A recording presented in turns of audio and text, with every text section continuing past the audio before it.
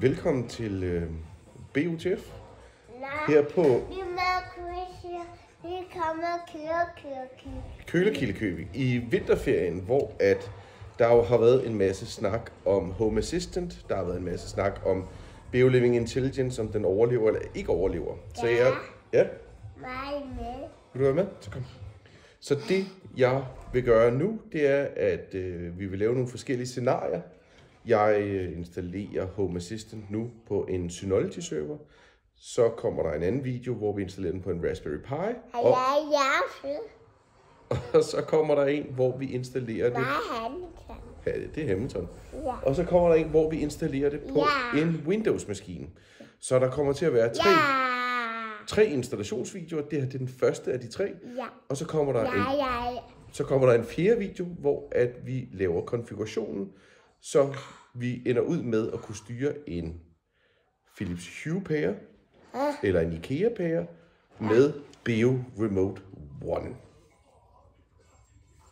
Spis mine fingre.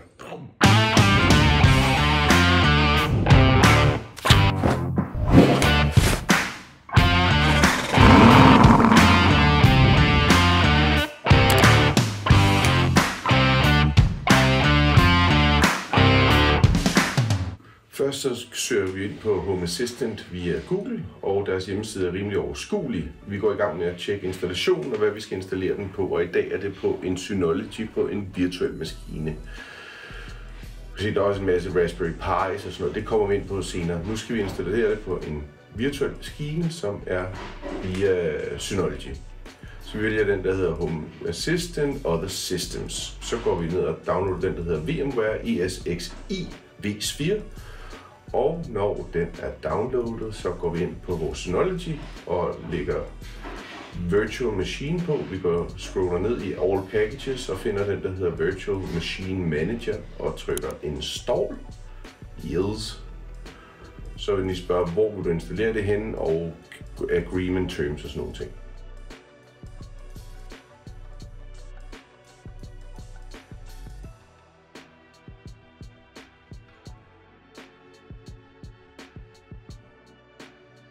Lige nu vil den så installere Virtual Machine Manager på din Synology.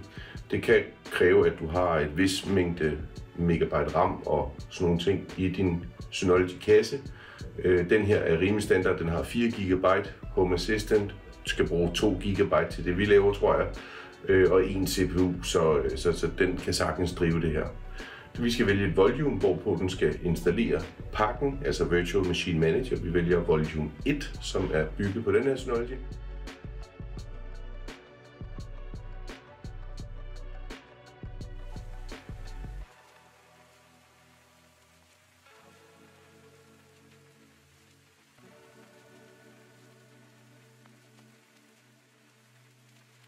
Alt det her sker i real time, så der er ikke noget fik om dæk i det. Det er sådan cirka så lang tid det tager. Vi kommer til at klippe i det sidste stykke, hvor det er, at den skal stå og bygge den virtuelle, eller den skal bygge Home Assistant serveren, fordi der vil den tage lidt tid om det, og det mener, det tager 20 minutter eller sådan noget. Så der klipper vi lige ud og klipper ind igen, når den så er bygget.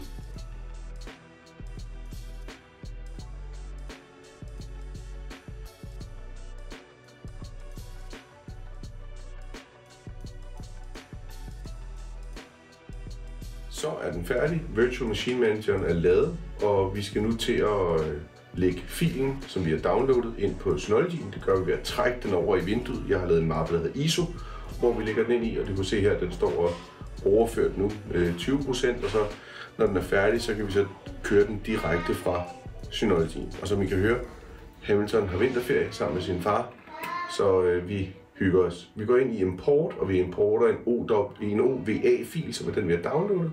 Vi henviser til ISO-mappen, som vi har lavet, hvor vi har lagt filen ind i, og hvor den skal installere den. Vi vælger, at den skal have en CPU. Vi kalder den BUTF Home Assistant. Og 2 GB RAM, det er rigeligt. 32 GB til systemet er rigeligt. Default.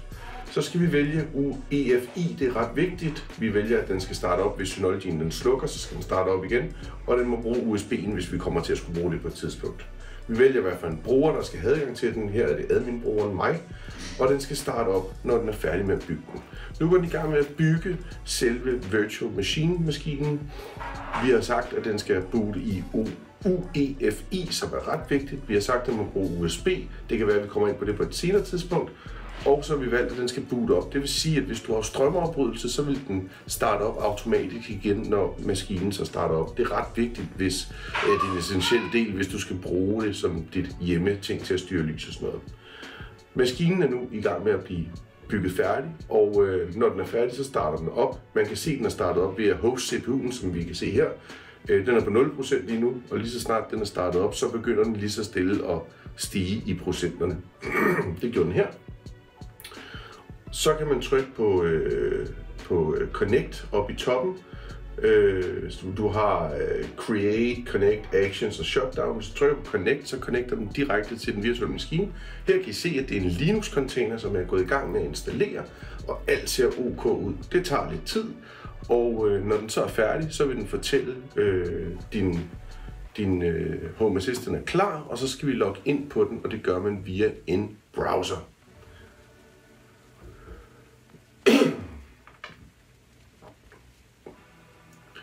Vi har jo valgt, at den skal bruge det default netværkskort, der er i maskinen. Det vil sige, at den går ud til din router, din DHCP-server og spørger om en ny adresse.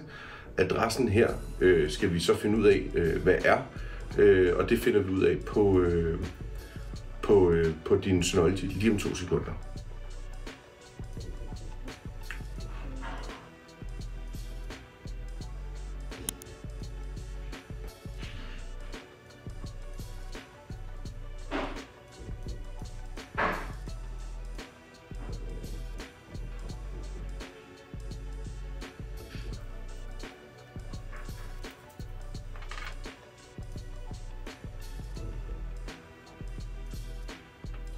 Så er den installeret. Den er faktisk kørende nu.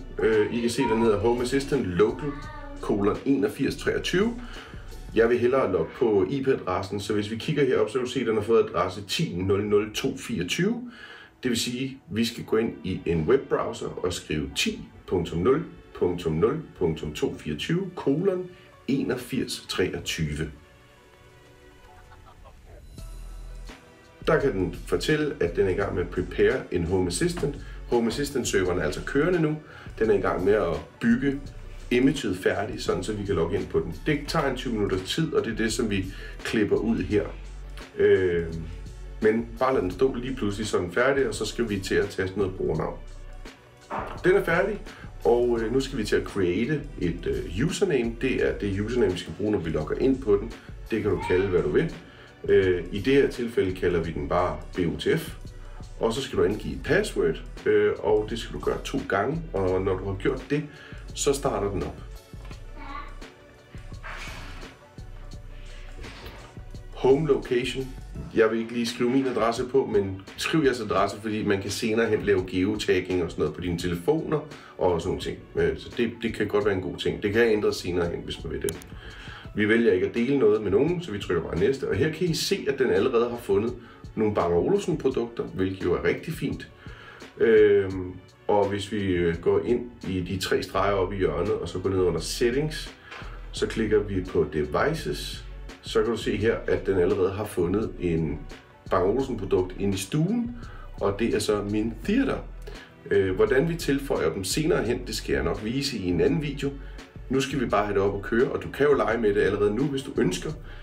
Næste video i den her seance her, eller den her lille miniserie, som jeg laver, bliver på en laptop, som jeg har liggende, en gammel Windows-maskine, hvor vi installerer præcis det samme. Udgangspunktet er det samme. Forskellen er bare, at den er tilsluttet med Wi-Fi. Det er ikke anbefalesværdigt. Jeg vil altid anbefale at kable det, fordi at Wi-Fi, og det er trods alt dit lys og sådan nogle ting, der skal køre, så derfor kabel. Men der skal være plads til det hele, så i næste afsnit snakker vi om installation på en Windows 10 klient, tror jeg det er, og den håber jeg på kommer senere i den her uge her, og indtil da, så leg med det, prøv dig frem, du kan ikke gøre noget galt, og vi kan altid starte forfra. Men det her var sådan, du installerede en Home Assistant på en Synology server. NAS-server, som mange af jer har. Så indtil vi ses igen, ha' det godt derude. Hej.